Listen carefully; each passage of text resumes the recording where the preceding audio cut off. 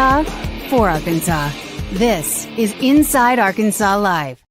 And welcome into Inside Arkansas Live here on this beautiful day here in the great state of Arkansas. I'm your host, John Neighbors, alongside Curtis Wilkerson, as well as Andrew Ellis, and appreciate each and every one of you for making us a part of your afternoon this afternoon. Hope everybody's having a wonderful Wednesday, especially coming off of a nice Razorback win where we had a lot of fun for the watch along as well as the post-game show. So we'll continue to talk about that. We'll get into not only a lot of the things in the SEC last night and tonight and talk about bubbles and NCAA tournament bids, but it's also Remember Wednesday presented by Fayetteville Flyco. So we'll have a little Remember Wednesday action there too. Get to your chats as well as your phone calls at 478-344-6623. But fellas, it was a late night last night, but it's always a little easier to deal with after a nice win like the Razorbacks had over Vanderbilt.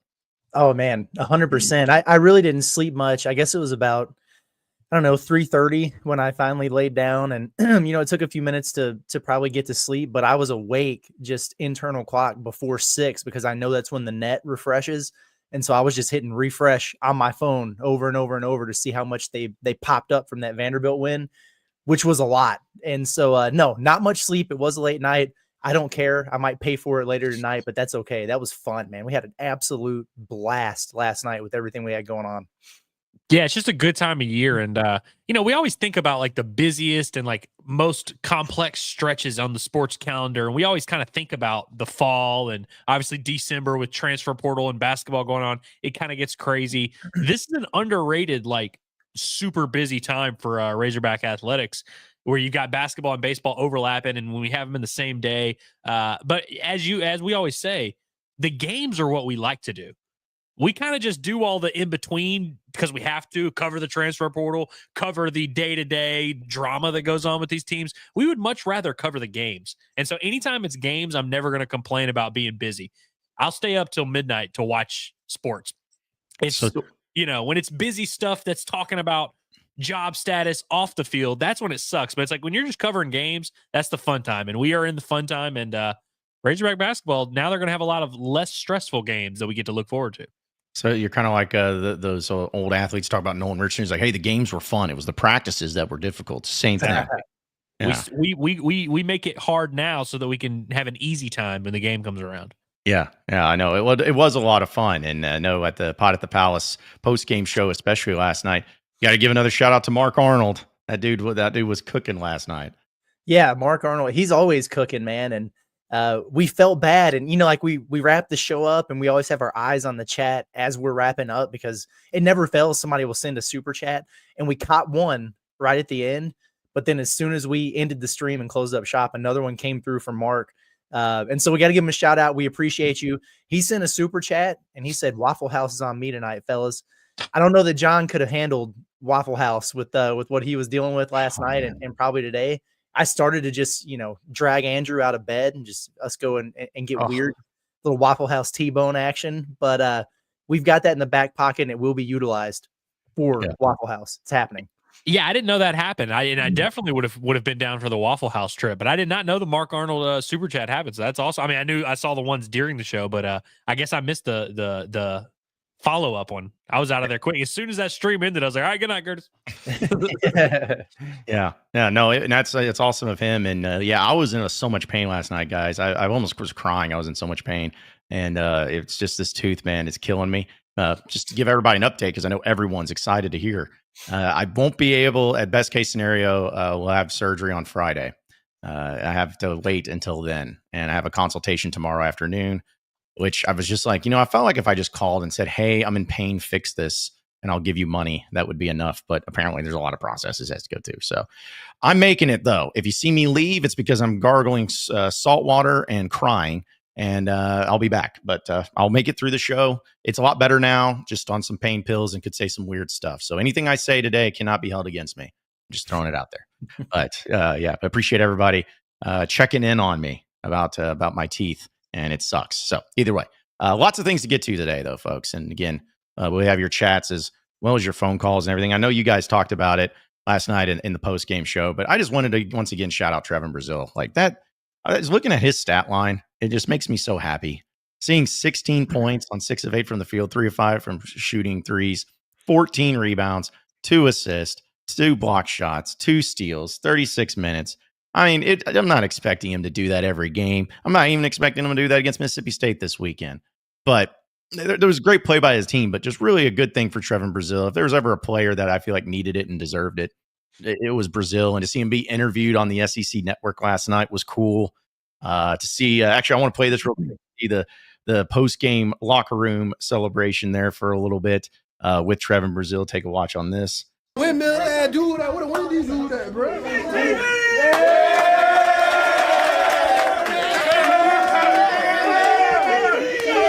Let me just say this. All right, we're gonna watch that again. Actually, no, I want to keep that going. Sorry, let's do that. That's who the hell you are.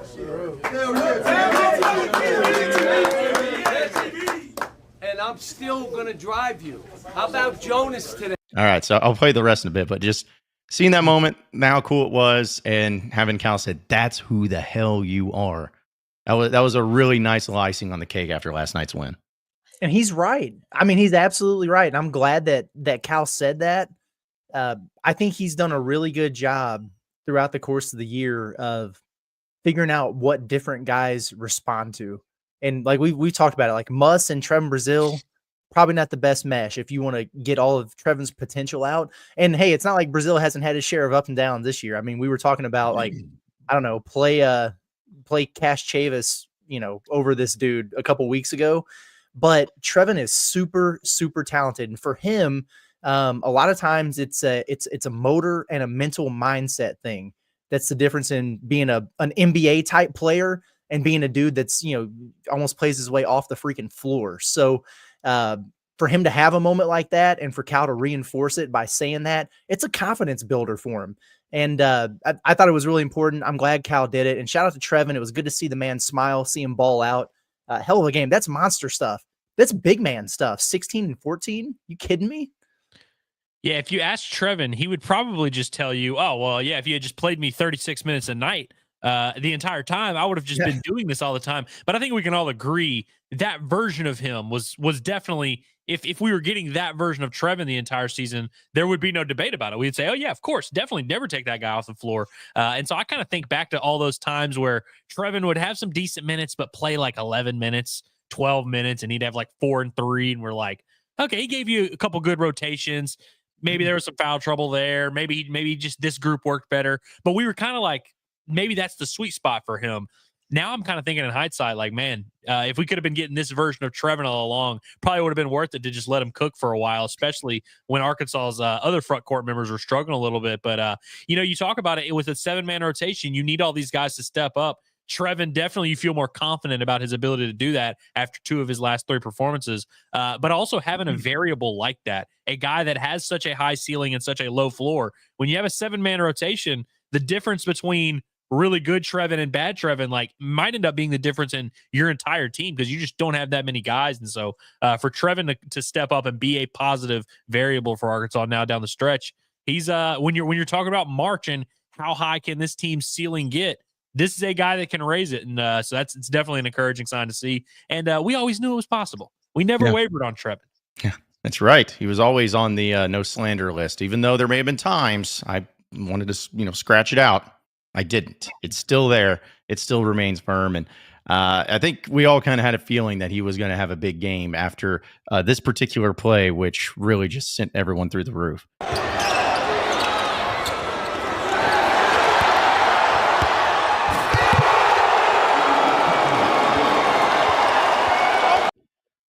That's a good thing to see. A windmill dunk in transition with somebody on your backside. Like, yeah, that's a pretty good start and really gets you energized and confident to have a good game. Yeah, that was insane. And because that was so awesome, I don't think we're given enough credit or kudos to the putback dunk that he had over the top of the big fella for Vandy. I mean, he was up there, like head above the rim level, flushing that.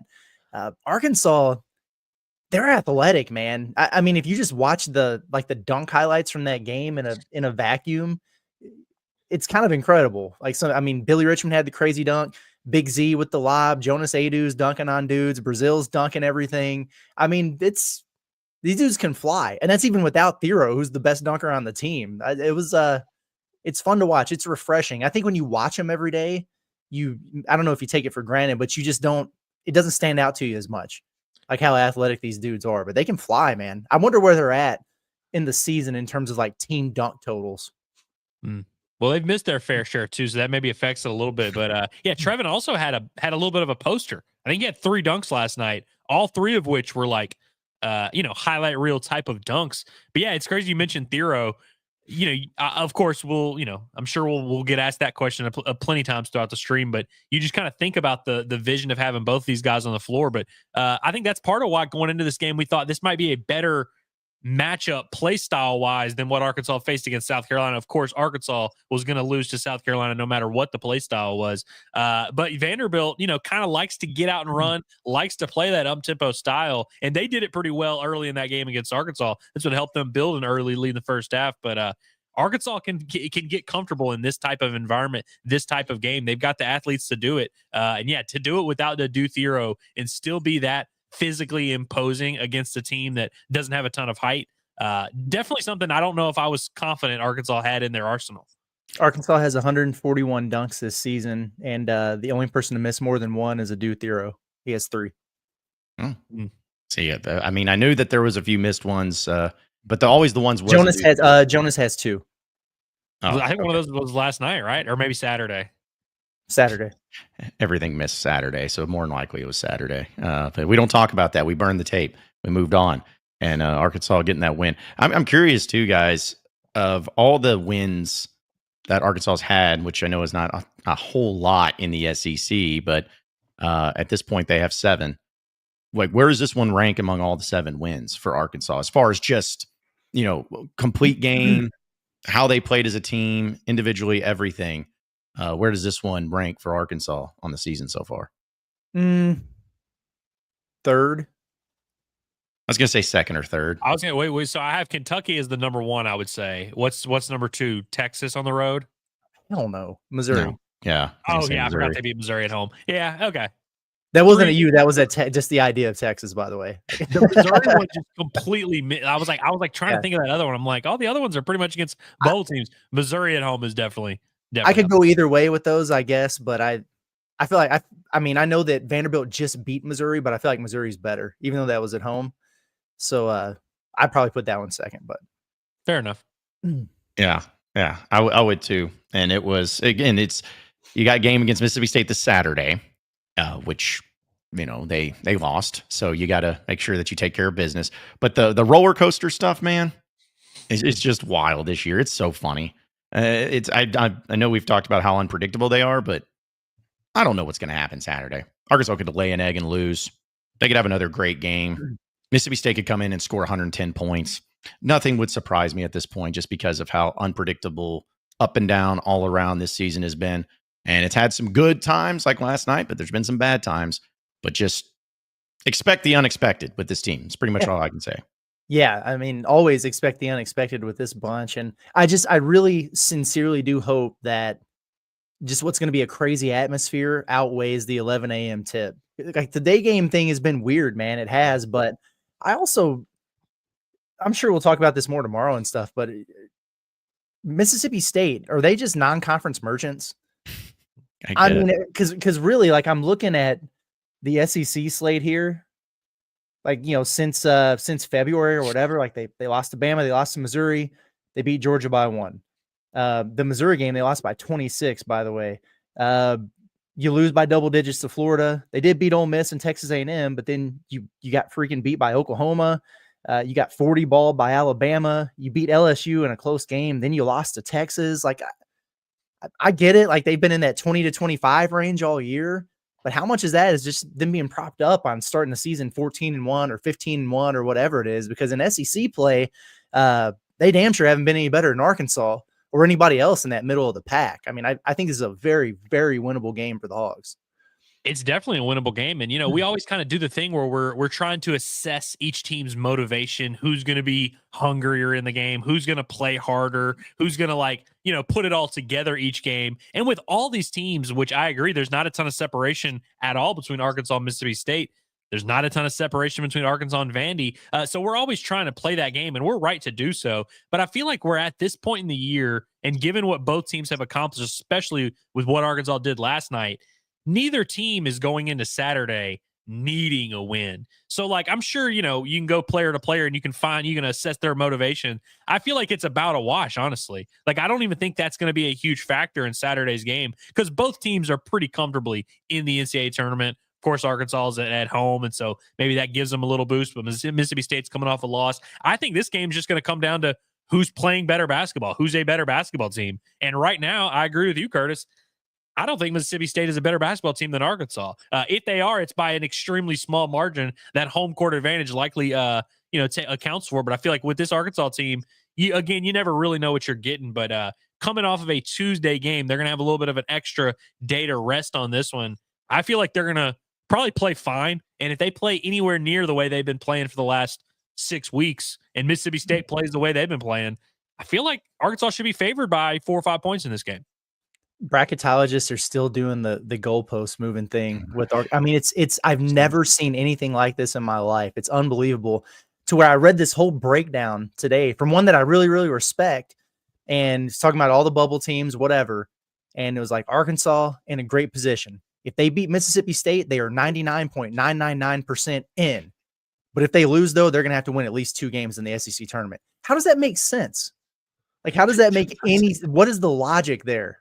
It makes zero sense whatsoever. But I keep seeing people do this, and we've been doing the thing, I feel like, for a month now of, oh, yeah, Arkansas's 2 wins away to being a lock. And then they get one, and then everybody updates. It's like, yeah, they need 2 more wins. It's like, what do you want these guys? I saw, I think it was that JBR bracketology guy that was he was like, with a win Saturday, maybe they're a lock. I'm like, maybe they're a lock. If they win Saturday, they might be a freaking 2 seed. What are you talking about, dude? If they win Saturday, 8-10 in SEC play, Arkansas should get like a bye in the NCAA tournament at that point. Good Lord. It's crazy. And then in the same token, like you scroll down just a little bit more with some of these folks, and it's like North Carolina, if they pick up their second quad 1 victory of the year against Duke Saturday, they're in. No discussion. It's like, dude, what are we doing here? It kind of makes me feel like it's like scripted, where every win that Arkansas has, he's like, we'll see everything. But even when they lose, they're like, you know what, Arkansas lost, so they're still in the tournament. They're in a good shape.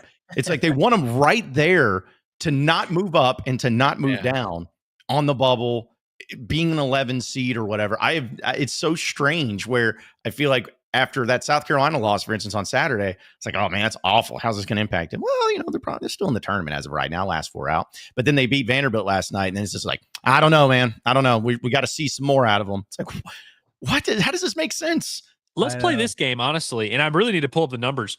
What is Arkansas's resume right now compared to the Anthony Black, Jordan Walsh team that played in a worse SEC and finished 8-10, had I would say a worse non-conference most likely. I know they went 1-2 in Maui, or 2-1 in Maui. They go 2-1 in Maui. 2-1 overall, so maybe a little bit better non-conference. But is that team's resume better than this year's team's resume? It can't be that far away. I don't think so. And maybe Curtis could correct me on this, but I felt like that year, for whatever reason, maybe it's just because of the non-conference games and everything, but Arkansas had like a top 5, top 10 net ranking the entire year. So I was like, that's what really kept him in there. I think Arkansas has been hovering around in the 40s for the most part over the past few weeks, but that's what I think was one of the deals of where, the resume doesn't look as good, but the net ranking was so high that it really didn't matter. I did just check on Torvik real quick, because there's this tool that you can go to that's similar resumes, and it gives you like 10 recent resumes and like how it fared comparatively speaking to yours. And I just wondered if that one for Arkansas would be on there. It's not, but 8 of the 10 that they have right now were in. They made the tournament, the similar profiles. But the one that Arkansas has right now, because it lists the net ranking and your wins above bubble and all that, this current Arkansas resume is higher than most of these. But one of the 2 misses, I just found this funny, was 2022 Texas A&M, the Buzz Williams love letter to the NCAA committee. Y'all ready to admit something? That A&M team deserved to be in the tournament. They absolutely did. Yeah, it was I made fun of it at the time because Buzz was crying at the presser, and he was doing the must thing where he's like, "We were going to win this thing. We were about to win out." They deserved to be in the tournament. I remember being stunned on Selection Sunday because didn't they go to the SEC title game? Yeah, they entered the weekend, and it was like, are they last 4 in, first 4 out? And then they went 4-1, beat the shit out of Arkansas, and didn't make the tournament. I was like, wow. Well, I'll say they didn't deserve it because I hate A&M, and they didn't deserve it. So sorry.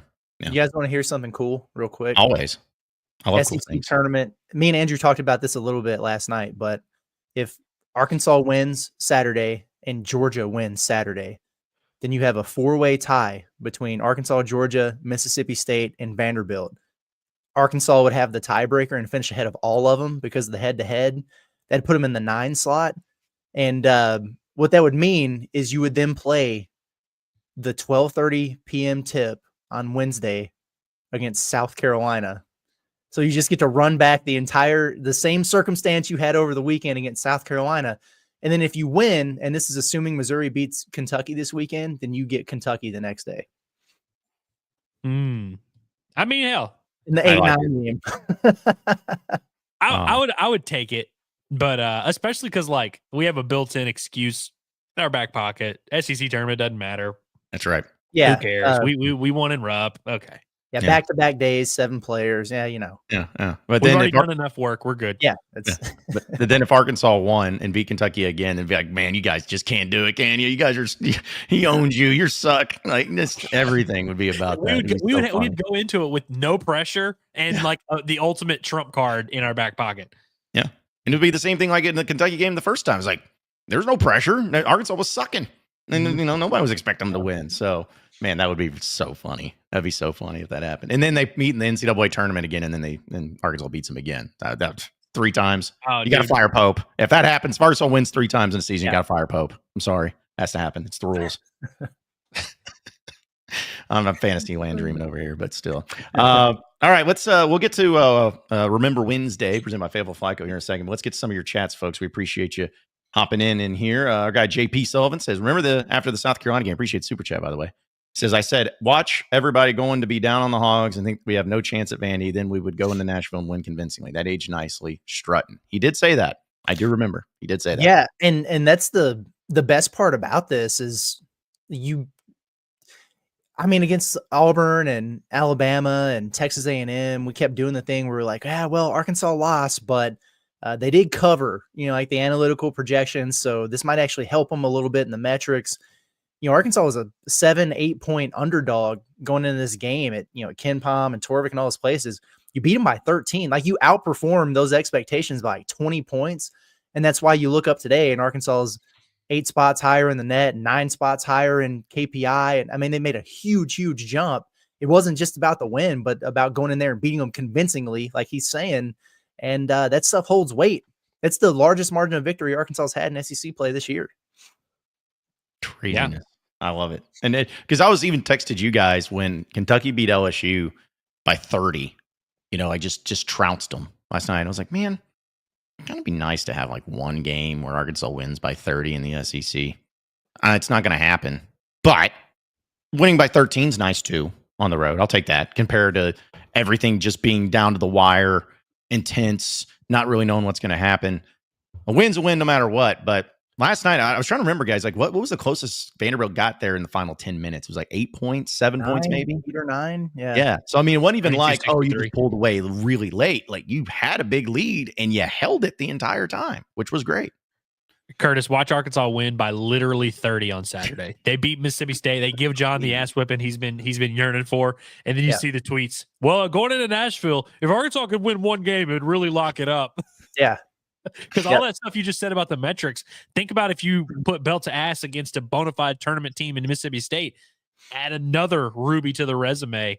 At that point, it'd be like if Arkansas didn't make the tournament after just beating Mississippi State, period. But like it really would be a travesty. Yeah. Well, as long as Arkansas makes it to at least Saturday in Nashville, they'll be fine. Yeah. My God, we'll have to see. They have to win the SEC tournament to get in. Even then, we're not sure if there'll be an NCAA tournament team. Like unreal. Shout out to our guy Dre. Appreciate you, Dre. He says this season was a refuse to lose season. Well, it's a refuse to lose season only when they win, but when they lose, like South Carolina, it wasn't a refuse to lose. It's just more of it just depends. Very much accepted the loss in that game. Yeah. But no matter what, Dre, no matter what happens, win or loss, I love coaching this team, and that's all that matters. Also, shout out to our guy Hayden. Appreciate the super chat. Says certainly nobody will hold anything you say against you. Let it fly, John. Oh yeah, that's never happened before. Yeah, ever. Nothing's ever been clipped. or anything like that ever. So yeah, appreciate it. But we'll plug. I'm going on Feinbaum today at 5:00, folks, for those of you who want to actually tune into that. So I'm going to power through. It's luckily my face is not going to be on there. It's just radio. So let's see some other chats too. Trey says, I think this game this weekend is also another big game for seeding in the SEC tournament. I guess you just talked about that. Yeah, I started that one earlier and I was going to tee up what I just said about that. But yeah, you're right. So also Garrett says Cal deserves at the bare minimum to be in the conversation for SEC Coach of the Year. Okay. Okay. Garrett All right. into Chuck and Bo this morning. No, but I started that, and here's what I wanted to say about it. Obviously you can't give him Coach of the Year. I mean, like you were projected as a top 20 team, and you're going to go under 500 in league play. You're on the bubble and everything. Bruce Pearl is going to get it. Dennis Gates, Mark Byington, Todd Golden. I mean, there's at least half the coaches in the league have, objectively done a better job here. But I did want to kind of rehash the conversation we had in the show a while back. I think it was titled like, is this Cal's best coaching job or whatever? And I'm not saying that because I know he's had some phenomenal teams, but I do think he deserves his flowers for doing one hell of a job with this roster, given the circumstances they face. Like he built it the way he built it. I get that. That's on him. They got off to the historically bad start in SEC play. I get that. That's on them. They did that.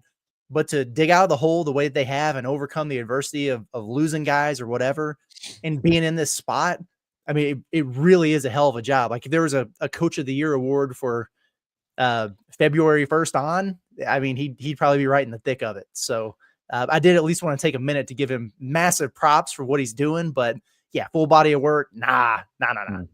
Yeah, it's been an objectively good coaching job by Cal, especially these last 6-7 weeks or whatever, when they've really turned it around. He and his staff continue to tinker, and they have somehow found the best version of this team that we can see down the stretch. But yeah, Coach of the Year, you have to have two criterias that they use.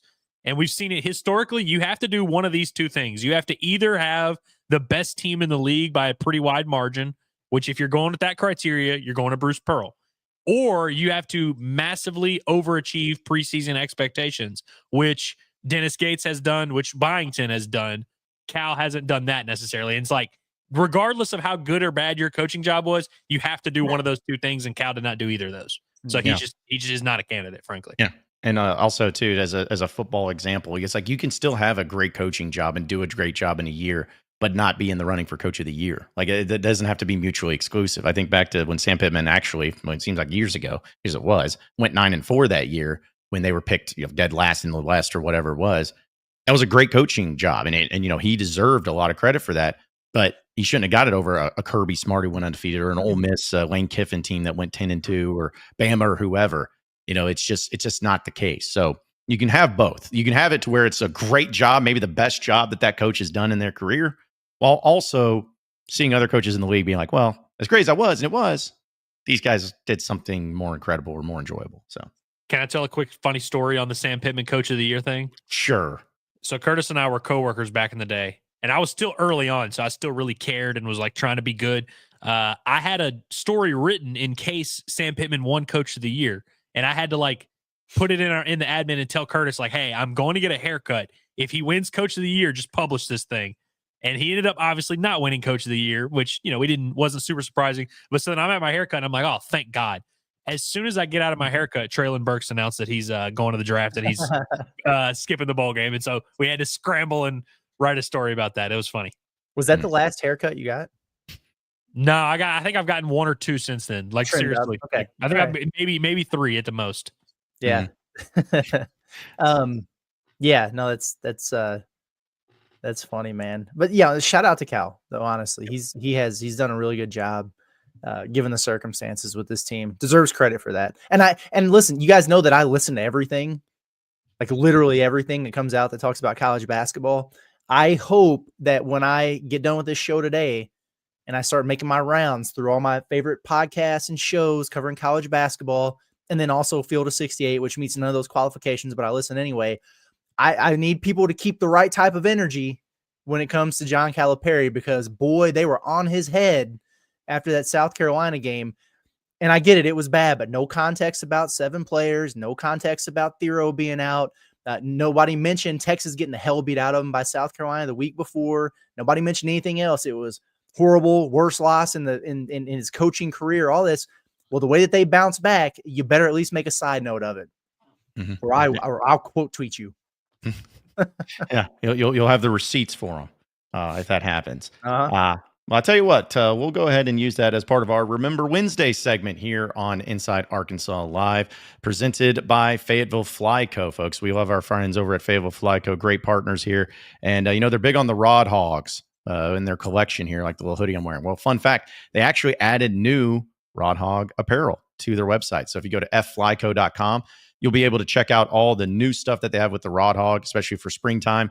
And you use that promo code HOGS20, you get 20% off your purchase. Not only do they have the hoodies, but they have short sleeve t-shirts. They have some stickers, and they also have a snus can where you can hold your Zins. I know all you out there doing your Zins.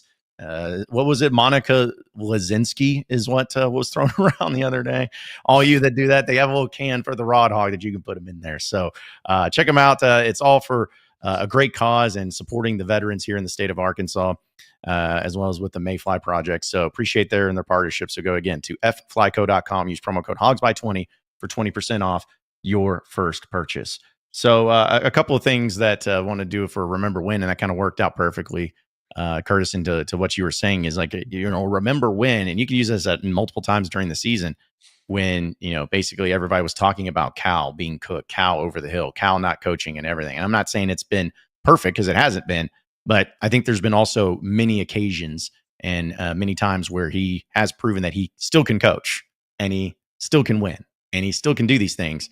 And I think that what's helped me with that is because I know this year's still going on, but it's given me a lot of hope again next season to where you have a new roster, a lot of talented players coming in and whatnot, that it could still be just fine with John Calipari as your head coach. Not every year is going to be this way. There's no guarantees, but I feel like this was more an exception of a season than the rule for what Cal will do at Arkansas. I sure hope so. I do, but no, I feel weirdly enough, this season has not gone according to plan, but I'm kind of with you from the standpoint of I feel better about John Calipari, the coach, than I did going into this. My whole thought process going into this was they're just going to have insane talent. Like that's the given. And, bare minimum, that just gives you a high floor and you see what you can do. Right. But he's had to kind of dip into his bag a little bit. And again, like not putting him up there with the best X's and O's guys in the country or anything like that, but the dude still knows what he's doing. And he's made some, everybody used to make fun of the term tweak. He'd always make the tweaks or whatever. But he's actually doing that, and it's working. And he's got these guys playing hard and together, and they've improved throughout the course of the year. And he's had to adjust on the fly a ton. He's really done a good job. So, listen, while he was at Kentucky the last few years, I was one of the folks too that was like, this dude is washed. The games passed him by, all those things. But I was wrong. He can still coach, man. Absolutely. It's crazy, like you mentioned, that if you had told us that Arkansas was going to have a 7-10 record in SEC play, we probably would have, like, if you'd have told us that 3 months ago, we would have been like, okay, that means Cal screwed the pooch. Like Cal is just squandering this great talented roster they have. But it is crazy, to your point, that like we came out of this with more respect for Cal. Like we're actually impressed by how he was able to band this thing together. It just speaks to how much of a roller coaster this season has been. But I agree wholeheartedly, man. And so, and I also agree with your point, John, that this is probably the worst it's going to be for a while. Like next year's roster on paper will most likely be, it should be a step up from 7-11, 8-10 in the SEC, but we shall see. But y'all remember whenever Arkansas was going to the NIT? Because we've heard a lot of NIT jokes over the last couple months. I think yesterday was the official death of NIT jokes, because we literally got some on the show yesterday from that one Kentucky fan who was talking about Boogie and the NIT and all that. I think yesterday was the final. We will be able to track it down. That was the final NIT joke you can make about John Calipari and the Arkansas Razorbacks. Yeah, that's a good point. It now, I think you're right. That was the death of it, because the mental gymnastics, shocking, from Kentucky fans has flipped to. I was getting mentions today when I tweeted out the net update. Like, it's really sad that Arkansas has had to fight to get in the NCAA tournament in Cal's first year. If that South Carolina game was in Arkansas, it'd have been a quad 3 loss and they'd be out. If my aunt had balls, she'd be my uncle, but that's not how life works. Like if you change very key points in the situation, then yeah, the consequences are different. But so that's where we're at now. Instead of the enjoy the NIT stuff, it's but if a bad loss was even worse, then yeah, you'd be screwed. Of course. What they really should say is, if you hadn't whipped our ass and pulled out the belt on us, you'd be in trouble, which would be true. That is very true. Yep, that is very true.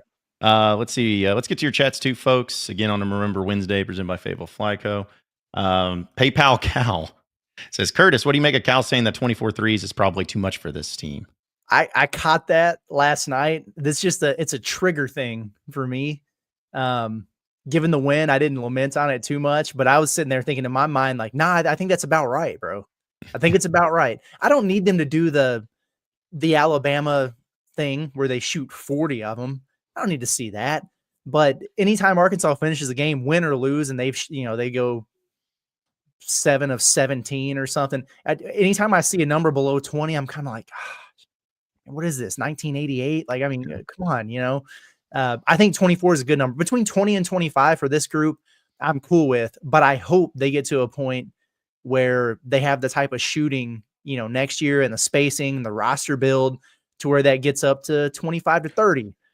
I've been told not to hold my breath though. Yeah. Right. You got to do what your personnel's capable of. And exactly. So this team's definitely not going to be, like you said, a super high volume 3-point shooting team, but the difference between 24 and 17, 18 might not sound like a lot, but that's the difference between being like a slightly below average volume to historically low, like well below like 300s level low.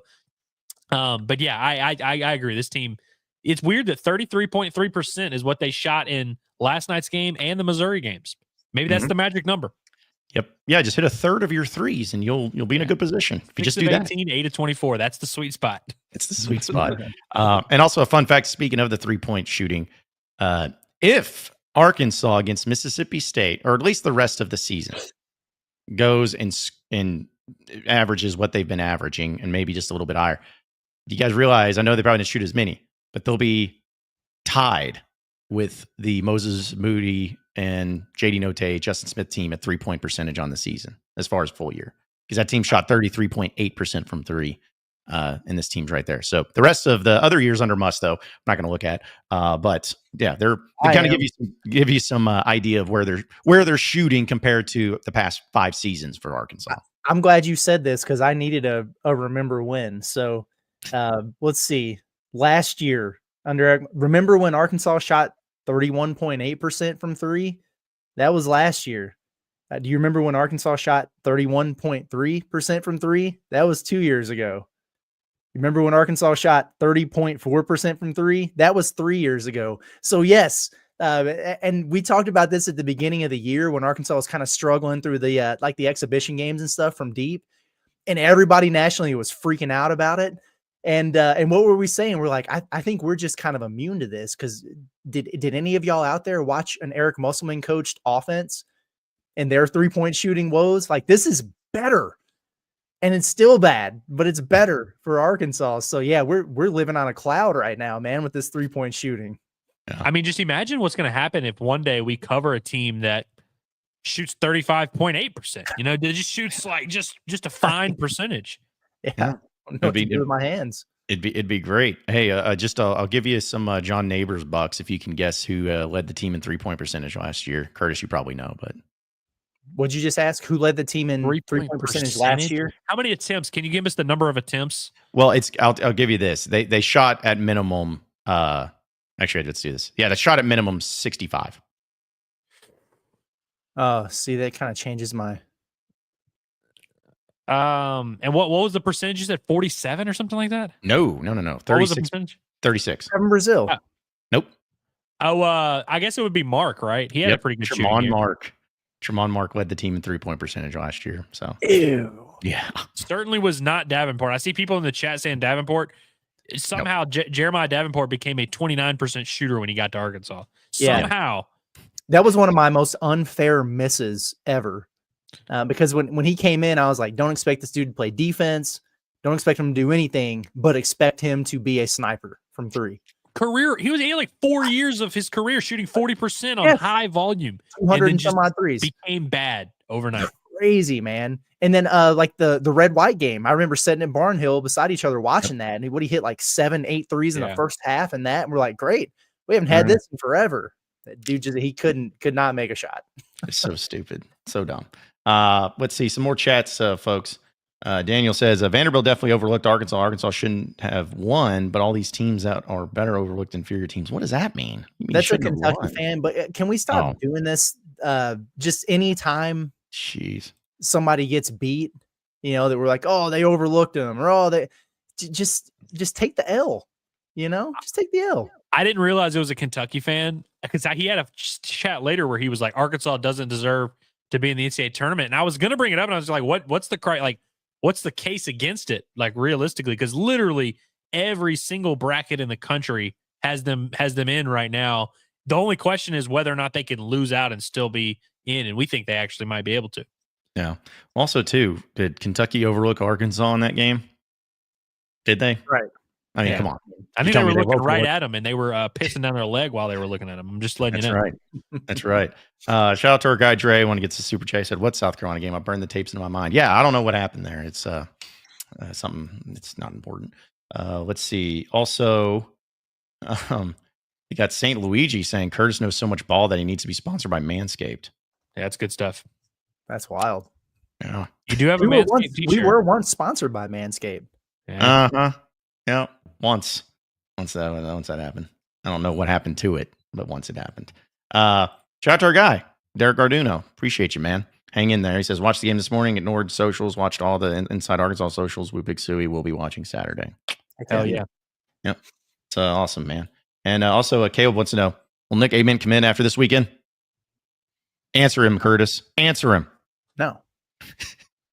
Okay. No. It's like people just want to know, will he do it? Tell me. Well, I mean, after this weekend, like, yes, at some point in his life, he will, but it's not like the visit's going to end Saturday and he's going to commit somewhere Sunday. Yeah. It's going to be early April at best before that happens, though. So it'll be a little bit of a time frame here. Yeah. But it is his last visit, right? Oh, allegedly. I mean, he also said he wasn't taking any more visits and he scheduled this one with Arkansas. But he will have now visited all of his finalists. So I don't know why he would go back to anywhere else, So probably his last visit. It ain't about who did it first. It's about who did it last. That's right. Exactly. That's right. All right, let's keep it moving here. I'm curious, guys, because we saw that Trevon Brazile dunk last night, and it was really fun to see once again. But I'm curious. We'll use this as our Alumni Hall question of the day, which we're going to be there live on Friday at noon, folks. 3417 North College Avenue. So stop by and see us. If you come by and give us a little fist bump while we're on the air, say Hogs by 20, you get 20% off your purchase there at Alumni Hall. It's the ultimate Razorback shopping experience. You got all the apparel, Razorback caps, Razorback jerseys, baseball, basketball, everything you possibly want with the highest end for the men, women, and kids, even their pets. They got it all. So check them out. It's Alumni Hall. You can also shop them online at insidearkansas.com/Alumni Hall. And we'll see you there on Friday for Inside Arkansas Live. Just in y'all's opinion, because this is just what we've seen. And I have to make sure we understand that, because somebody could be like, wow, the Sidney Moncrief dunk. Like, what we each have seen, you in the chat and everything. What is the greatest dunk you've ever witnessed in Razorback basketball history? Like the one that you think of, that number one dunk. When someone says a Razorback dunk, first one that pops in your mind. Michael Qualls. Yeah. Same. It's hard to beat a buzzer beater. You know what I mean? Like, it's because when you're grading the dunks, you're always there's like a different criteria that involves like the difficulty of the dunk. Like, was it in traffic? What was the game? Was it a big moment? There's none that have a better overall criteria. I guess the case against it would be it's not like the flashiest dunk of all time. It's just a putback dunk. But a putback of that magnitude against the clock, I mean, that's a high degree of difficulty. It's not like he went between the legs or anything, but it's hard to top that, man. That was crazy.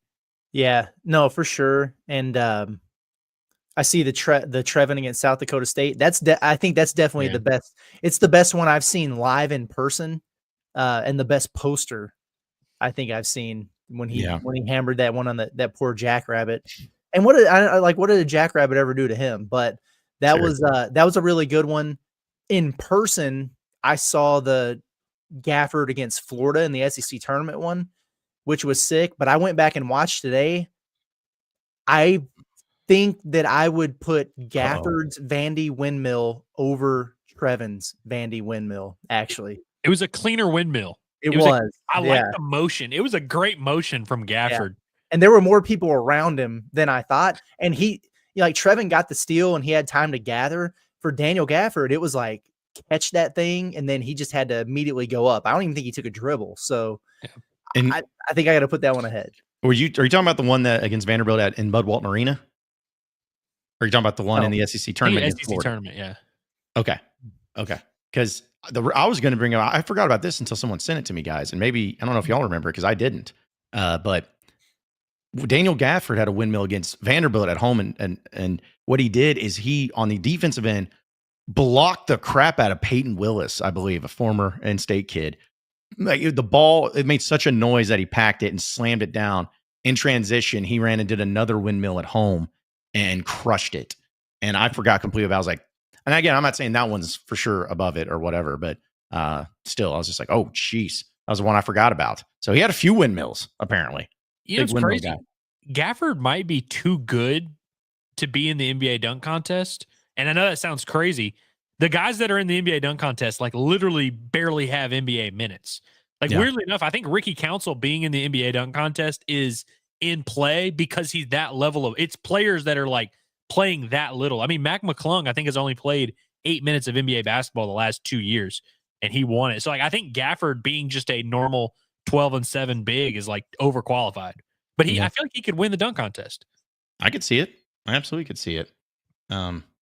Arkansas basketball's had 2 winners of the college dunk contest. So Brandon Dean and Sonny Weems. Sonny Weems was a great dunker. That gets lost in the translation. So he was. I'm trying to think of if there was like a ton of like crazy in-game dunks that Sonny Weems had. He was a better player than a lot of these guys, but I don't remember him having a ton of crazy in-game dunks. I think he was like a warm-up dunker. Yeah, he was. Some people in the chat, and we talked about it a little bit last night, but mentioning Ricky Council, he had several like he was catching reverse lobs and rocking the cradle in traffic, and he kind of did some crazy stuff. I was going to say too, Kurtz, to that point, I'm glad you brought it up. To me, Ricky Council, as far as the catalog of dunks, was number one. Because listen, like windmills are insane and it's awesome, but Gafford did windmills a couple of times, and everything. And we saw guys like Qualls. He was just an emphatic behind the head type of 2-hand slam dunker. Like we saw that. But Council was doing reverses. He was doing one hand. He was doing almost like rock. I mean, he did crazy dunks. So his catalog was definitely number one. I would agree with that. And again, a lot of his were in game, in traffic. You're doing reverses. I think Ricky Council has a very legit argument to being like the best dunker we've ever seen. I just don't know if he has like one singular dunk that is like the best dunk. But by the way, I wanted to touch on this funny comment from David. He said the Qualls dunk wasn't special except for the time and the consequences, which is funny because it's like, a buzzer beater against Kentucky and Bud Walton. Yeah, that's pretty. Outside of the Super Bowls, that Tom Brady guy, he wasn't that good. Well, let me also say something to that. Like, yes, it's about the moment and team and all of that. But the amount of things that had to perfectly go right for that to happen, you had to have Kai Madden take a stupid shot. Mm-hmm. You had to have it bounce. You had to have Qualls on the other side of the court. You had to have it bounce perfectly on the back of the rim. You had to have Kentucky not block out on the play. Julius Randle was down there. That dude's massive. Didn't block out. Qualls had to have the know-withal to run and to time it so perfectly to catch it at its height, to put it back in, and to get it off with some time on the clock, 0.2 seconds. So I get it. But if you slow it down and put all the science of what it took to make that play happen, it was more than just, it was a moment. Like a putback, slam dunk, get buzzer beater. Folks, find me how many times that's happened in major college basketball. Please find me how many times. I'd love to know if it's not that special. Why has it never happened? It just doesn't. Yeah, we've had a couple more here. Justin Smith, he had a windmill, and he had some impressive ones. So he needs to be in the honorable mention category. And if we're talking about moment dunks that, not so much about the dunk as opposed to like what it meant in the moment and everything. A couple people mentioned Devo against Auburn. I mean, listen, it was the aftermath of it, but I mean, it's iconic. It's on a t-shirt. Yeah. It's the best dunk that didn't count. Yeah. Yeah. He was good at those, man. How many times did he do that? Where he would just get the sneak out end of game dunk or right after the buzzer dunk. I bet that used to tick people off. Dude, Muss used to always act like he was mad at the player, but it would literally be like anytime Arkansas had a chance to like go down on the other end and dunk as time was expiring in a game that was already decided, they would do it. And then he would be like, hey, come on, Devo. Hey, JD, don't do that. I remember Note one time just cashed a 3. They were up like 20, and he cashed the spread by just pulling up with like 4 seconds left in the game. And Muss would always yell, but I'm like, if you didn't want him to do it, they would not do it. It happens so often. I'm like, clearly he doesn't actually care. Yeah. Well, shout out to our guy, Hazelwood. Appreciate the super chat, Hazelwood. Says he's in a phenomenal mood today, boys. Qualls dunk, definitely the most memorable. Ricky Council, still one of the best in-game dunkers I've seen. I like it. Yeah. The most memorable, I think, is Qualls. And, that let me ask this, guys, take it one step further since we're talking about dunking. As far as the typical in-game type dunks, not dunk contest, but in-game type dunks, what's your favorite dunk to see? Like, is it a windmill? I think mine might be rock the cradle, I think is what it is, or rock the baby, whatever. That one's cool. Reverse. I like the reverse, but I also just like any poster is like better. Like that's what I want to see is just like, I don't care what kind of dunk it is. It could be whatever, but as long as you get a defender with his hand up in the middle, that's what I like. But I do like the Ricky Council reverse. I didn't know I loved until I saw him do it a lot, and I was like, that's awesome. Yeah, Ricky would just drive baseline on people and then just take it to the other side of the rim for reverse. I mean, he did some crazy stuff, man. I prefer poster over tricks in game because I just like to, give a little head tap to him. But I'm a sucker for dunks, man. It's whatever. Oh, Arkansas had 8 dunks last night. That's big time. And we made every Dunk one City now. Dunk City. We're talking. Right. That's right. I think I'm with Evan too. He says alley oops are the most fun. Like I appreciate the beauty of a lob. Like you don't get as many tricks with those. Ricky would do it though. Like he would catch a lob and just unnecessarily reverse dunk it. And I love that. But yeah, just skying over the top of somebody and throwing it down, get a good pass. Billy Richmond can give you the goggles. That's my kind of stuff. Yeah. Yeah. If anybody wants to see a lot of fun, this is way back when. It's almost like it's Remember Wednesday. But when Arkansas beat Auburn, when they were number 2 back in 1999 with like Derek Hood and those guys, there were so many alley-oops, and that Brandon Dean was one of them. A lot of fun alley-oops in that one. So check that out too. But just a side note too, can we stop overusing the on their head thing? Because I feel like there's so many people that use that when it's not even applicable. It's like the guy goes in and has like a crazy layup and gets fouled, and you see guys in the students like, ugh. It's like, I don't think that's on their head. I don't think that's what that means. I think you're just an old man yelling at clouds. I guess so. Sorry. I like things to like fit what you're trying to do and say. My bad, but Curtis, do you like the nosebleed thing? When people do the acting like they got a nosebleed after they dunk? I don't know if I've seen that one. I've seen it a couple times because one time James Harden, who doesn't dunk much, had like a dunk that was in semi-traffic and he really had to get up for it. And he was doing the nosebleed thing, but they like stopped the game. The referees like blew the whistle because they thought he was actually hurt. Well, so that's what you're saying that DJ Wagner was doing last night. It was just him talking about the bloody nose. That's okay. He was committed to the bit for sure. Yeah, it is a commitment. Also, shout out to Guy Whitty, puts a little chat in there. Appreciate Super Chat. Goes, TB's putback dunk last night was nasty. He got so high and it was good energy play. It was very much so. And it was a lot of fun. Let's see. Also, a shout out to our guy Finch. He said, just used Hogs by 20 with Alumni Hall for me and my son to get some new flex on baseball hats. Thanks to Inside Arkansas. You're welcome. You're welcome, Finch. So yeah, you can use that code for 20%. And then that'll be, like I said, in store on Friday. Come see us, hang out with us. We'll be rocking some new apparel. We got to start figuring out what we're going to rock because we did some baseball jerseys before, basketball jerseys. Curtis, I think you had the DJ Wagner jersey. Was that who it was? I did have the DJ Wagner jersey. Yeah. So yeah, we're going to have to coordinate here because it's important. I'm walking in there with my Alumni Hall Hawaiian on. Oh yeah. And then They want to put me in a jersey. I'll wear whatever they want to put on my back, but it's starting with the Hawaiian. And you know what's the most fun part? We get to have the equipment again. We get to use headsets. It's gonna be so exciting. Last time we were passing the mic around. Yes. Like a bunch of bums, and now we can actually have our heads. We get our own microphones. It'll be great. This is huge. So yeah, let's see. Also, Westside Jacoby says, does the committee look at how a team is playing lately, or is it always full body? A lot of these bubble teams are living off in the first half of the season, like OU. Meanwhile, we've won 3 of our last 4. No, I'm with you. And just to answer your question, technically, like your last 10 games or whatever, not considered. Conference record, not considered. Like, they really do the full body of work, and they'll stress when in the meetings and everything of, a November win at the Battle for Atlantis means just as much as a, win in the SEC tournament or whatever. They do that. And so they really do the full body of work thing. But, like, these guys have brains, and it's human nature to consider that stuff. You would much rather be, whether they count it as official criteria or not, you would much rather be an Arkansas spot or Georgia spot than Oklahoma's. Because I'm with you, man. And maybe after Oklahoma loses tonight to Missouri or whoever they're playing, we can just stop talking about it.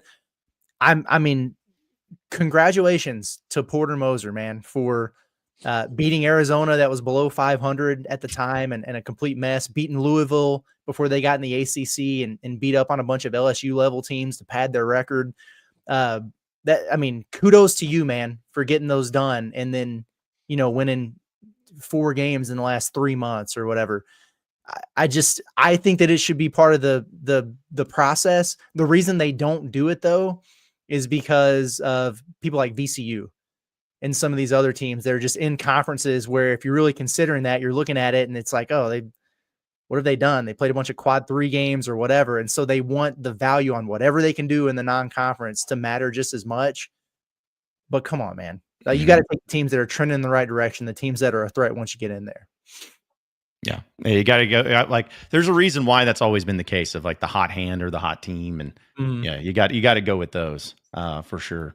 All right. So let's go ahead and look at a few things going on in the sports landscape, as well as the SEC and college basketball and everything. And appreciate BetSaracen being one of our great partners here at Inside Arkansas. It's the #1 sports betting app here in the state by far. And shout out to Andrew Ellis. He won everyone a lot of money yesterday. Myself, Curtis, and Andrew included on that special for his name just escaped me. The pitcher, Colin Fisher. So that was a great get, Andrew. I expect one of those every day. So from here on out. So you better make that happen. Listen, I haven't spoken to Carlton. I don't know if he's mad at me or not, but we hit a lick on them boys yesterday. We hit a lick on them with Colin Fisher, John L. Davis, first point scorer. Easy work. Big Z, shout out to him winning the opening tip. I had a good night last night. Those are the only 3 bet. Actually, that's a lie, because I also had Arkansas plus 7.5. I was a coward, didn't bet money line, but Arkansas did cash their plus 7.5. So it was a good night at the office. All right. Yeah. Okay. Andrew was cooking, so you got to ride that wave a little bit there. But what's the equivalent of Colin Fisher starting a game and throwing 2 innings and 25 pitches for basketball? Would it be like DJ Wagner plays 25 minutes and takes a shot? I can't believe that was on there, man. It would be like DJ Wagner to just dribble a certain amount of times. It's like, well, he's gonna do that. I'm so happy you found that. That was huge. Yeah. And I remember I did it. I think we all did it. Like, we bet on it live during the show. And I remember as soon as I hit send, because I was trusting Ellis, I'm like, I swear to God, if he read this wrong, and I just put this money down, and it like ends up being something that he's just telling me, but it was read wrong. I was like, I'm gonna kill him. But no, it worked out perfectly. So it was great. Yeah, it was great. But a few things that happened in college basketball last night. Hey, the Auburn Tigers went down, boys. Texas A&M gets the win, 83-72 over Auburn. And man, they're cooked. They're not any good. 1 seed no longer. Nah, it's not actually the truth, but it's tough to go through this. And honestly, guys, like, that might be bad news bears for Alabama on Saturday, because I know that everyone's looking forward to Iron Bowl Part 2, but that game being at Auburn, and they're going to be pissed off losing A&M. Bet the house on the Tigers after that loss to A&M last night. Yeah, no, for sure. And by the way, to all the haters out there, I told y'all that was going to happen. He did. However, did you hear Bruce Pearl? To your point about this Bama game on the weekend, Bruce Pearl was teeing off on those dudes. Mhm. He's like, we got dominated, physically bullied. Like he was using all those buzzwords to get them motivated. Yeah, they're going to be in a world of hurt, man, for sure. Also, did you guys see that they retired Wade Taylor's jersey? That's yeah, what the hell? I saw After his someone in the last- chat say that. That's crazy. That's absurd. I think he is the all-time leading scorer in Texas A&M history now. So I get it, but doing it, I don't know, man. Like, it's cool for senior, you're like your last game or whatever, but shouldn't you be done before? I don't know, man. Yeah, well, not only that, but I'm gonna throw this because this is just me. But they could do something. But say if they lost in the round of 32 or the Sweet 16 this year, I just don't think you should retire a guy's jersey who didn't even make it to an Elite Eight, like ever in his career. And so Braxton's saying he hasn't even broken the damn record yet, and they're already. See, that's ridiculous. That's weird. Here's what I'm thinking. You're lobbing it up to where now that this has happened. And by the way, I've kind of been squatting on the take that A&M fans secretly hate him because I bet deep down they do. Now, if they lose in the first round and he goes 3 for 17, you're going to have all the message boards, all the people on Twitter being like, "Take it down, take it back, put the jersey back." Yeah. You're kind of like lobbing yourself up to get dunked on here. Yeah, I just think it's strange. But here I am saying that, and then there's no consistency on what people need to do when it comes to hanging jerseys or retiring jerseys or whatever. But I mean, whatever A&M do you. You do you. As mentioned, Kentucky smoked LSU last night, 95-64. I'm gonna say something stupid. Actually, no, I'm not gonna say something stupid. I'm gonna say something mean to Kentucky and to Mark Pope. I saw that he was talking about Lamont Butler and how he's just like, man, after the game, anybody that just wearing this jersey this for one day gets your respect and appreciation from BBN, something to that extent. I guess actually let me make sure I read the correct quote because I want to have nobody coming after me, yelling at me, saying I misquoted him or anything like that. But it was after their big win. He says that Lamont Butler came to him a month ago and said that Toe deserves a jersey. They presented him before the game at midnight. He's talking about his walk-on, Zach Toe. He says, you spend one day in this jersey and BBN embraces you for life. I was like, unless you're DJ Wagner, because they don't embrace you. They don't embrace you for life. So it's a very good point. Actually, I didn't know exactly where you were going with that, but that is a fantastic point. I know that we know from being there, like, I mean, BBN's it's different. I mean, they approach their fandom in a different way, man. And I think we can all agree with that. So Mark Pope has an interesting job description and everything, but I don't know if it's just the way that they're covered or if it's him trying to overdo it or what, but every single day it's some sort of theatrics, man. It's some over dramatized speech or pep talk or, heartwarming story or so. I mean, just play ball, dude. It's like you would think that this is just the most special season in the history of college basketball. And it's like, it's a 10-loss team. They're barely over 500 in the SEC. Relax a little bit with it. I mean, it's every damn day, man. Gosh, he's got a microphone in his hand. He's just like, oh, this Jackson Robinson. I mean, dude, just chill out, bro. Are Kentucky fans going to be telling their grandkids about Jackson Robinson also? I think so. Yeah. Let's keep it a buck. In about 3 years, are they going to remember his name? No. Maybe I'm sure they will. A portion of them will. But like, I don't know if I really buy that. Like, he's going to be this celebrated hero of Kentucky basketball. I'm sure there's a ton of the Cal draft picks that they can't even really remember. No.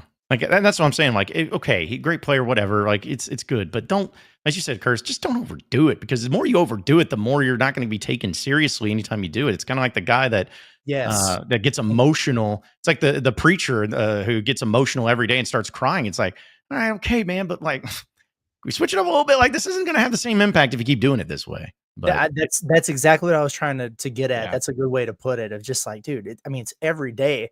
To me, where I'm starting to wonder, like, is this my algorithm? I mean, what's going on here? Is this all I'm seeing? But can't escape it. Man. Do you think that's why the Mark Pope teams of the last couple of years have started so strong in the season and then run out of steam latest? Because it's like, it's kind of hard to do that bit for 30 games. This is the bet. This is a great opportunity. This is the biggest game we're going to play. And then they start off 11-0, and then taper off after that. Yeah. And I'm sorry, guys. I quote tweeted that tweet just now and said, "Unless you're DJ Wagner," so I'm owning it. It's going to happen to me. I'm going to get a lot of people throwing at me, and it also happened to be that Tristan Ferris guy that is the tweet. So I'm like, I'm really going to hear about it. He's the worst, bro. I know, but it's okay. I'm coming off of a win. I'm feeling good. I'm feeling froggy. So bring it on. There's nothing you all can do to me that this tooth that's killing me inside I can't do to me. So I cannot wait to make a bag of popcorn tonight and just tune in for those comments. It's gonna be a lot. It's gonna be a lot. I'll share any good DMs that I get. Also, a few other games real quick. Texas beat Mississippi State in overtime. That one was wild, 87-82. Because we were watching it during our live stream last night, and I remember things like Texas won or whatever. Then boom, it's in overtime. It's like, what the crap? But if you watch what happened, man, you can't do turnovers and whatnot. So I guess, is Rodney Terry coming back? Because there's the Tremont Mark game with 24 points. Stupid. That dude's out of here, man. Especially when they lose to Oklahoma inexcusably on Saturday and wind up cooked. That was crazy though. That's the thing about Texas. Like Trey Johnson's always gonna get his buckets. And if T Mark or Kaluma get off beside him, then they're gonna be in position to beat some teams. But yeah, I didn't realize Texas and Oklahoma play Saturday. Is that like basically an elimination game? Mm-hmm. More or less. Big time. Yeah. And also tonight, got a few games of note because you got Florida and Bama taking on each other there in Tuscaloosa. And that game's going to be at 6 p.m. on ESPN2, which I like. I like having a little early action game. Okay. There. I've been so dialed in on Bubble Watch. That's a great game. Oh, yeah. Ooh. You know who I like tonight? I like the Ole Miss Rebels at home against Tennessee. I do too. There's a couple good games. This is a sneaky good SEC basketball night. It is. Yeah. So I'd love to do this, and I'm gonna throw shade. You can get into the Alabama-Florida game, a top 10 game tonight. They're in Tuscaloosa for $37. You can get into the Ole Miss game against Tennessee tonight for $48. Like, how? Bama, how? Like, why? You have a top 10 game in your stadium, your arena tonight. That's the final home game of the year for you. And I don't get it. Whatever. It just pisses me off. You don't deserve a basketball program that's good. You don't know what it's about. Because weren't the Kentucky guys complaining about Ole Miss's venue and like they were like, oh, there's like no fans here. Nobody's here to watch the game. Yeah. And so for their game to be more expensive than Bama, Florida in a top 10 matchup is pretty crazy. Yeah. Like we know what I would do, and it sounds stupid, but you know what I would do if Arkansas on Saturday was having a top 10 game between two teams, or even tonight, a top 10 team? Dude, we would be flying high. We would be doing live streams all crazy. We'd be hanging out, be getting ready for the game. It would be sold out, 19,000 plus, especially coming off of a Final Four. In Bud Walton Arena, $100 in the upper levels for Mississippi State. It's going to be crazy. And we saw, I'm almost positive it was Hutch. Read an article that he had about the seating changes and everything like that, and that Arkansas's tickets were the highest in the SEC ticket prices. Yeah. On average. And which is interesting because I think outside of Bud Walton Arena, the most absurd random game ticket prices I've seen is like on the other end of the spectrum of what we're talking about, Auburn, right, John? Yeah. Like Arkansas comes in there, they're unranked, nobody cares. It's a Wednesday night or whatever, and it's like $147 to get in the tip top corner of that place. I know it's smaller, so naturally, I guess the tickets are in higher demand, but the prices there at Neville were nuts. Mm-hmm. Well, I can say this for my buddies, Brendan and Devin, who have season tickets. They sold some games that they couldn't go to because they live in Central Arkansas. They were selling. They sold this Mississippi State game for an insane amount of money for this weekend. How much, John? Yeah. It's like, well, they didn't tell me exactly how much, but I know it was over $150 a piece. So, so that's why they're like, hey, that's for Arkansas, Mississippi State, but again, you don't just, because does Coleman Coliseum fit like 13,000, I think? Something? Yeah, it's probably something like that. It's one of the smaller venues, I think. Yeah, it's not small, but it's not massive. It's like pretty much in the middle. But I also want to give a shout out to the super chat Our guy Dabbing Rhino, he says, Hogs won. I got a $30K a year raise this morning. It's a great day. Yeah. Hey. What a That deserves That's a big Cena. time right there. Congrats, Oh, man. yeah. Appreciate so what? That's all you could give us is $20 out of your $30,000 raise. Come on, dude. No, I'm just messing with you. We appreciate it, dude. That's awesome. Yeah, we Coleman seats 15,400. wow. By the way, it's bigger than I thought. Yeah. Okay. So I've never been to Coleman. I don't know if I want to go to Coleman. It's just the hard hats piss me off. I'm like, okay, it's chill. Like, relax over there. All right, let's get to a few chats here too, folks. Let's see. John Sullivan says, if you Google Field of 68, a 4-minute video of the win and an 8-minute from the South Carolina losses. What's up? That's just the most unsurprising thing I've ever heard, but I love that you did that and you shared it with us. That's funny. Yeah. It makes perfect sense. It really does. Also, Evan just wanted this. Was the Qualls dunk a better moment or the Charlie Welch home run against Nebraska? Michael Qualls. Qualls, I feel like, has to get the nod. It was just a little bit of a bigger moment. Not that baseball regional wasn't a big moment, but like they had already taken the lead, and they were expected to win the regional. Beating Kentucky in basketball is hard to top. Yeah. Well, also too, like that Charlie Welch home run, people expect him to hit home runs and get hits. Like that's what he does, like in that moment. But yeah, I think the Qualls dunk is still better. So don't, baseball fans, the hog pen's going to come after me for saying it. But I'm just being honest. I will say that for a lot of people, but for me personally, the Charlie Welch home run is just always going to have a really, really special spot in my heart. It's because that was the one year that I covered the team, didn't end well, but that was it was the social distancing and all that, and the reduced attendance. And right as that, series and everything was getting started, that regional was getting started, it was, hey, we're back to capacity. Like we can start packing this place out. So it was like the first time for Razorback fans in well over a year to just all be able to come and congregate and be somewhere together. And that moment, man, and just seeing the flags flying around, the beers being thrown up in the air, and people going absolutely crazy after you just been so like masked up and sequestered for so long. It was really cool. It was almost like that ended the pandemic, that home run. I was like, hey, we're back to normal, Yeah. That definitely made the moment feel bigger. And I think that's why like that moment sticks out in time. It's more like about the surrounding circumstances, not to take away from the home run or anything, but I think if you break it down to the nuts and bolts, that was a big, insurance, a few big insurance runs in a pivotal game, but it was like, Arkansas was going to be fine either way. That's why I think the Qualls dunk, just as a sports moment, beats it. But no, as a moment in time and in a moment of pure happiness, for me personally, that was definitely up there.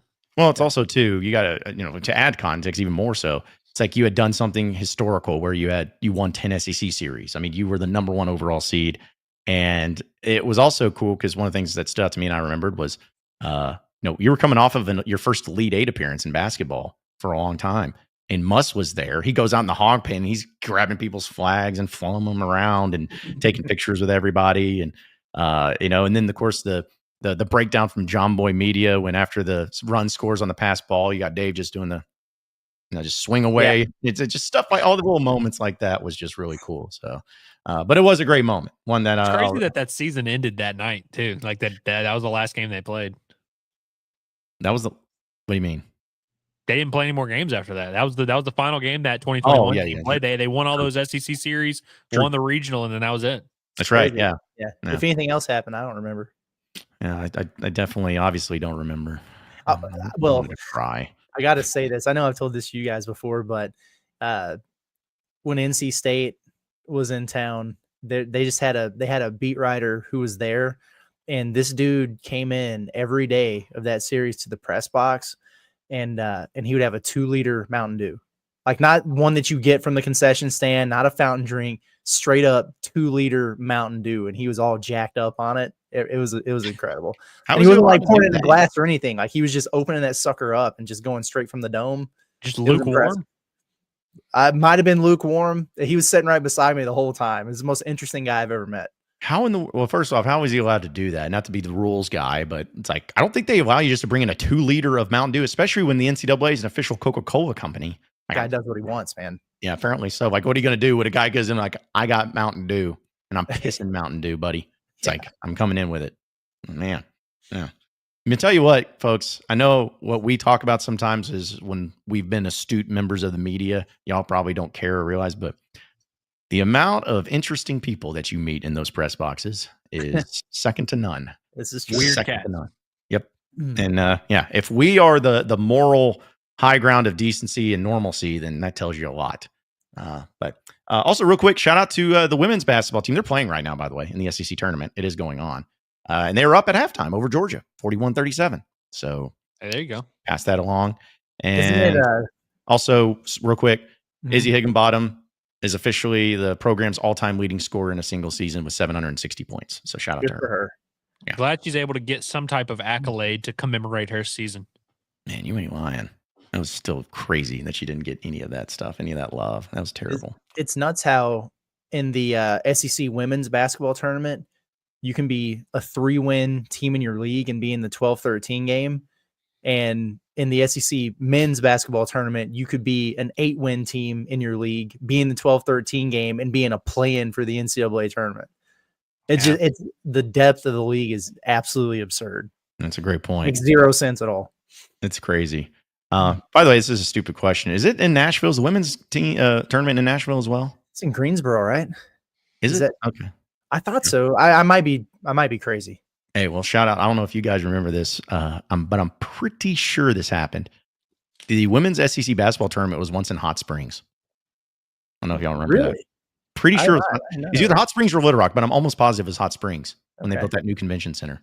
Just throwing it out. Greenville. Sorry, I think I said Greensboro. But yeah. Well, that's the thing about stupid about North Carolina. They got Asheville and Asheboro, and they got Greenville and Greensboro. Like, hey, come chill out with the ashes and greens, okay? Let's go. Jeez. It's actually really funny out of context. Yeah, I'm sure nobody will clip that. Make it a quote with me saying I need a cigarette or whatever those people are doing on there. Jeez. Okay, we got a guy named Josh that says, lifelong UK fan. I mean this with love. I can tell by your picture. But he says, I apologize for boys for the douchebag BB that has come in here and act a fool. Y'all are great to watch. Nashville will burn if we get, well, see, you said Arky and now I hate you again. So, but Arky, Kentucky, PT part 2 on Thursday, LOL. So, well, we appreciate that, Josh. We do appreciate that. It's nothing like it once was, man. But no, we appreciate you for tuning in. And yes, a lot of people were triggered by the Arky thing. Should we just say Tucky? Yeah. I mean, Kinty, Yeah. something like that. I don't know. Yeah. But still, yeah, it's just something I'd never been a huge fan of. It's kind of like when I remember I got into a I guess he's now again a current radio producer fight on Twitter, which is always a good thing to do, is get in a fight on Twitter because everyone wins. But I remember what he was talking about, how it's like it's not disrespectful for someone to call Arkansas Arkansas. And I'm like, no, it's 100% disrespectful. If you know how you pronounce it and you still call it Arkansas, that's them being disrespectful to you. That's how anybody should ever look at it. But just we have a lot of pride here in Arkansas. And as I've said before, all you were like, well, Kansas is this way, but Arkansas is. What was the first state established? Who was established first? It's the state of Arkansas. They get the rights. So it should be Kansas up there. All right, I'm done off my high horse there. What?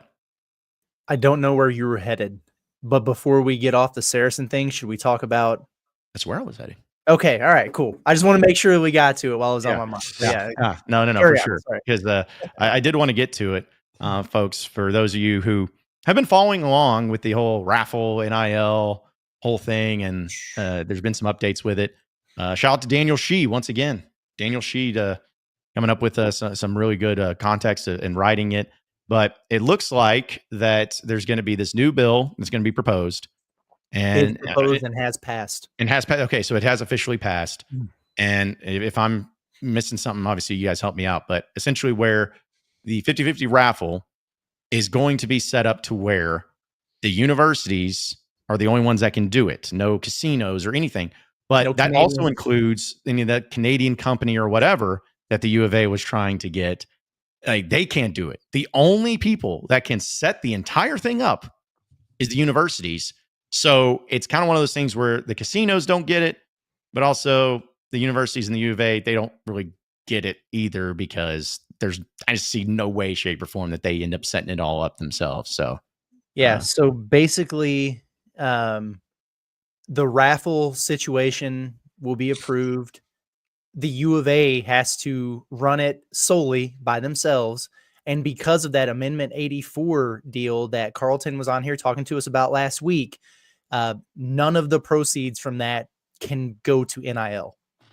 Like, it can go to the university and like their operational funds or whatever, but it can't go to a quote 1099 contracted employee, which is what student athletes would be. So U of A can do the raffle. They can't use it to raise funds for NIL. So this was pointless. And we'll see if anything else happens down the line or whatever. But as of now, that appears to be exactly where we're at. So the good news is, if you want to help the U of A pay their electricity and their light bill, yeah, you can participate in this 50-50 raffle. But make no mistake about this. This was a bill that went into place and went through the system because people wanted to make sure that other people like Saracen couldn't be involved in this, no matter what. And basically the Oakland guys, who of course really ran this thing and kind of led it into being, but also don't want to be a part of it because they, obviously don't have the infrastructure in place to do it. So now nobody can do it, and it just limits the overall ceiling. Instead of this being a huge moneymaker that could help Arkansas in NIL, which is what Carlton was hoping for, now it's just going to be a thing that helps the U of A pay some bills. They're not going to be able to raise nearly as much money. It's going to be run by the U of A, so it's going to be run much poorly. Poorly. You're not going to be able to do it on your phone. You're going to have to do it at the arena. It's just going to be rough. Yeah. And I just want to clarify on what I said earlier. The bill has passed that House Rules Committee that it was in, and so now it heads to the House floor, I guess, for the final vote or whatever that process looks like. But it's moving right along there. So yeah. And our guy Logan comes in, he says, "Why would Carlton testify for this bill?" Well, here's the thing. It's politics in a lot of cases, which Carlton is very well versed in. And if you don't believe us, just watch him in those hearings, because that dude knows what he's doing. Again, it's not what Carlton and Saracen wanted, but it's also not all on the other side too what the university wanted, because the university wanted it. But as we mentioned, like that, they can't have a third party run their raffle at any cost. It doesn't matter. They have to do it, and there's no way that they're going to do it. I just don't see any way, shape, or form they are able to do it or want to do it. So it's kind of like, you had a small little win here, but it's not what you want. But here's the thing. At the end of the day, Carlton, Saracen, all of them, I doubt this is where it ends. And I have a good feeling that they have some other things in place that they're going to put together. So just, yeah, there's a reason for it all. There's a reason for it all. But it's not going to change anything historically, other than maybe just burning some bridges, because I feel like that's really what happened a lot of this too, and what was handled. So, man. Well, it just sucks because we've covered it on the show because we felt like this would be a very relevant conversation, especially, going back to the fall whenever Carlton was first talking about it, and it's being this thing that, like we said, was going to help NIL. And so it was very relevant. A lot of people would say, hey, why are y'all talking about this? Well, if it's going to have a big picture impact on Arkansas's NIL funding for their athletic department, that would be a big deal. It's just, as of right now, is just no longer that. And so it almost becomes completely irrelevant to Arkansas athletics, frankly. Yeah. And also too, I know that we spent a lot of time talking about it, and we've said our own opinions on it, but it's just, this whole thing, the thing that really pisses me off the most about the U of A and all of that is just the fact that they were all about wanting to do this, but only if they were in control of where the money went. Where I go back to the whole point. You should be making plenty of money right now to keep the lights on or pay the light bill, as everyone says. You should be. And you should want to say, all right, well, hey, we're good. We're a fully functioning and efficient university to where this money that we're getting from the SEC network and being a part of the conference is good. So we'll use this raffle for NIL. But the fact that you fought so hard for it to go to where you want it to go and not NIL tells me that you got some serious problems and financially, and you are in a bad way, because I don't understand why you wouldn't want this to go to NIL, assuming your financial situation was where it needed to be. But what it sounds like is it's not at all. You've been bad with money That's the only thing I can take from it. So it's really disappointing to see that. So Yeah, I mean, I don't have any access to the book, so I don't know, but they come across as broke boys. Yep. Shout out to Daniel Shee. Hello, gentlemen. Hello, Daniel Shee. He's going to wind up getting himself a Pulitzer? job with the Washington Post or something for his work on this. I mean, I'm really not exaggerating. Yeah. There's nobody that's been as informative and as on top of this situation as Daniel Shee. He's been crushing it with this. We should have forced him onto this show to tell us what was actually going on. Hey, we can send him the link if you want to hop on with us, Shee. We'll get you on here. He has a microphone now. I like that. I feel really good last night. I read his entire story, and that was a lot of words and a lot of language. And I just texted him, and I was like, "So if I understand this correctly, this is what this looks like." And he basically said, "Yep, that's the gist of it." So I'm glad that I was able to understand his complex synopsis of this whole situation, because I know he's been racking his brain over it for a few weeks now. And he probably covered both games yesterday too. Yep. Yeah, I'm fairly certain he did. Yep. Gets after it. Workhorse, man. After it. Yeah. Well, I'll tell you this, with Daniel Shee and everything, if I want to put in some FOI requests, Daniel, if you want to handle that for me. I got some FOIs I want to have a little bit more knowledge of it at the university. So let's talk about that. But yeah, really good job though by Daniel Shee. You know, these big J journalists just they don't exist as much anymore. But give a lot of credit to Daniel Shee. If there is one thing that he is, unbiased journalist, like for real. You know, he's that guy. He's just trying to tell the story. So shout out to him. Almost too objective, I would argue. Like a little too objective. Like relax. Yeah. We need to get his thoughts on A&M baseball this season. Oh, I bet he's crashing out. He's devastated over it. Yeah. I'll see. With A&M baseball, I have no sympathy for them. I hope they suck. Anytime you blow bubbles at games, you deserve to lose. Quickest honeymoon period ever for that new head coach, Michael Early. Goodness. They heated him up like right away, bro. It's dude. crazy. You know what? You know what it is? It's like legitimately the John L. Smith situation. It's legitimately that your coach, big time coach, leaves for a different reason. But then it's like we have this one coach that was here, but we brought him back, and the players love him, and he's got this hugely talented team that all he has to do is just get, and the expectations still high and all that, and then crashing out. It's just the way it is. No sympathy for him. None whatsoever. Let's see. A few other chats we can get to as well. But speaking of baseball, we can use this quickly as part of our Arkansas update presented by Davis and Garrett Insurance, your independent auto owners insurance agency, securing what matters the most. Razorback baseball, so dumb yesterday. Arkansas was up 10-0 or 9-0 with going into a situation where if they are up, or I guess it was 10-0. It was 10-0. They scored that 10th run in the bottom of the 6th.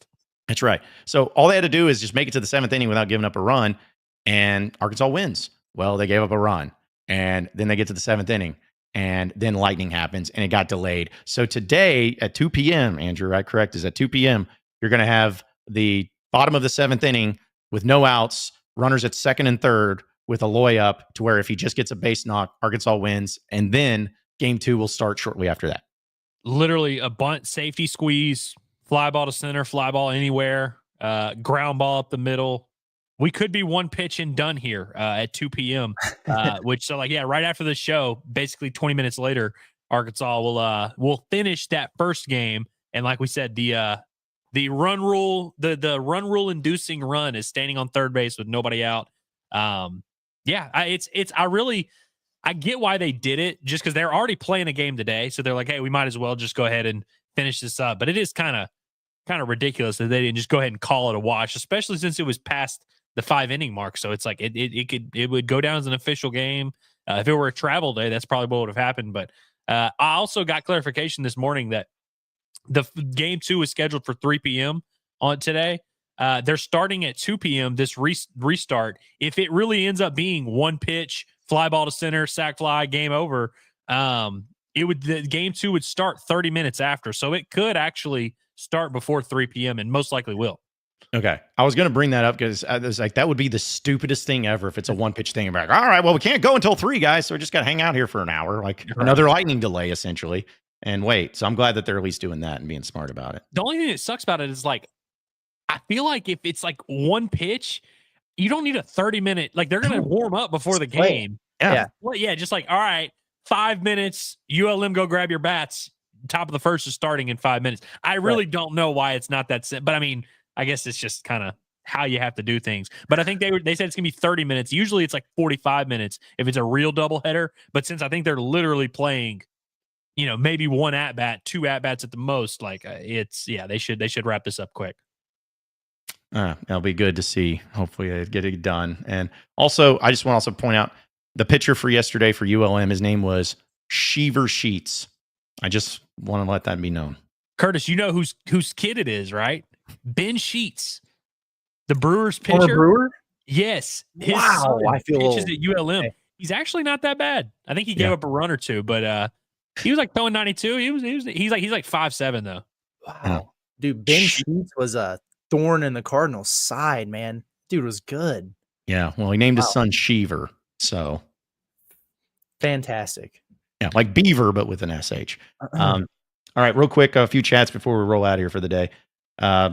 I guess one of y'all started the Kentucky fan saying Arkansas upsets Vanderbilt, crying, laughing. It's the dude who was trolling yesterday. It's always fun to see this and then bring up the fact that you lost at Vanderbilt, just like you lost at home to Arkansas. Like, what? It just is this the ultimate, like, where you have the like you're like smiling, but you've got the like the face over and you're crying underneath it. Like, this is like the ultimate. So. Yeah. What a loser, dude. Like, no disrespect. I mean, we appreciate everybody that taps into the show, but like, good Lord, dude. Yeah. Just having a rough go of it. Yeah, keep bleeping that chicken, man. And then finally, Scalise says, what big men does Arkansas go after next year? Natamint, of course, but we lost Brazil, Adu, and Big Z. I just want to point out real quick that Natamint's not a big. He's a wing, very tall. Like, you can play him he's probably a 3, but you can play him at the 4 if you got the right kind of center or whatever. But Adu is the only one you're for sure losing. Brazil's got another year if he wanted to come back, if they had him back. Big Z, he hasn't declared for the draft. So, like, none of those things are givens just yet. We just have to see how it shakes out in terms of those guys returning to know what they're going to target, regardless of if they get Brazil and Big Z or one of the two or neither. I would imagine they're going to target a grown man to patrol the paint. Somebody very, very tall and very strong. You think Santos Cyril will is probably done it? He's enjoyed his time in Athens, but you think he'll call it a day? I wouldn't take him. You wouldn't take him? They were talking nasty about that dude the entire game last night. Every time he touched the ball, the announcer was going, he's just so robotic down there, but he's very tough. Whatever. Get the Quaintance kid that you should have had from Arizona State or something. Go get a big European dude. There's apparently a bunch of those out there. But no, like if Cyril leaves Georgia, I would take him. But yeah. It was funny. If anybody watched that game last night, I mean, I can't tell you how many times the dude was like, Cyril, he's just very robotic. He's so robotic. I'm like, what does this mean?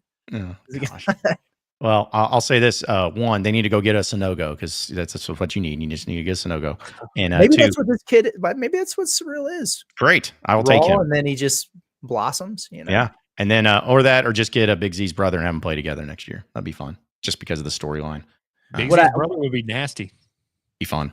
That would be nasty. What I will say about Cyril real quick, let me pull this up because he doesn't play a ton of minutes. Like, I think he plays less than 20 minutes per game.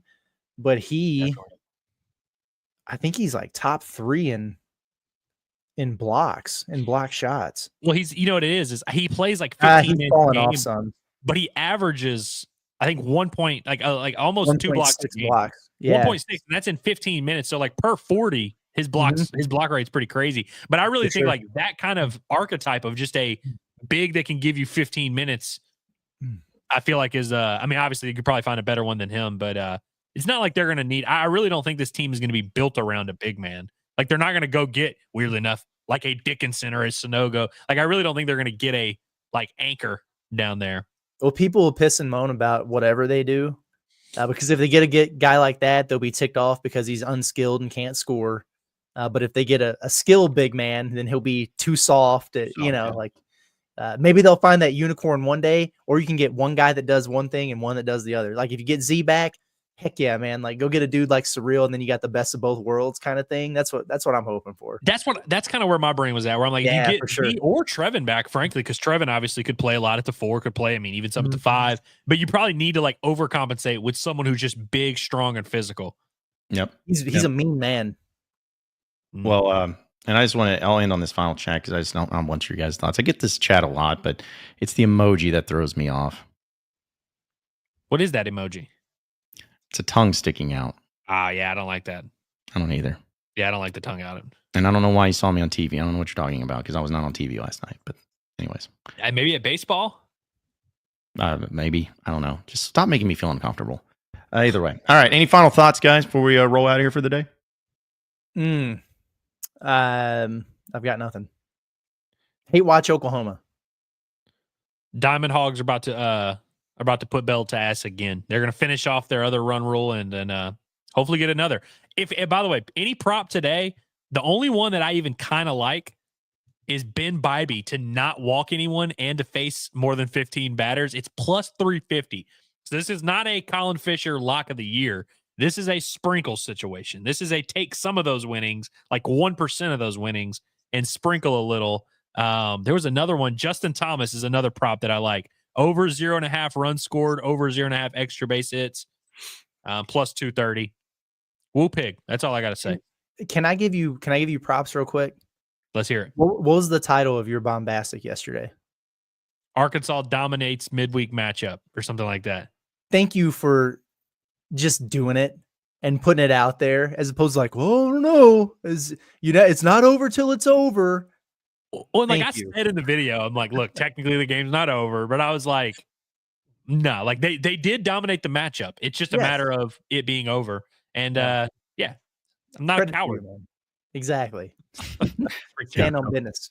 No cowards. But either way, hey, folks, we really appreciate all of you tuning in with us. It's been a lot of streams, late night stream yesterday, and of course here today on Inside Arkansas Live. So be sure to subscribe to us here at Inside Arkansas on our YouTube page because we're putting out content each and every day. You can also find our podcast in audio form wherever podcasts are found, whether it's Inside Arkansas Live, Pod at the Palace, or the Bombastic Podcast. Go to our website, InsideArkansas.com.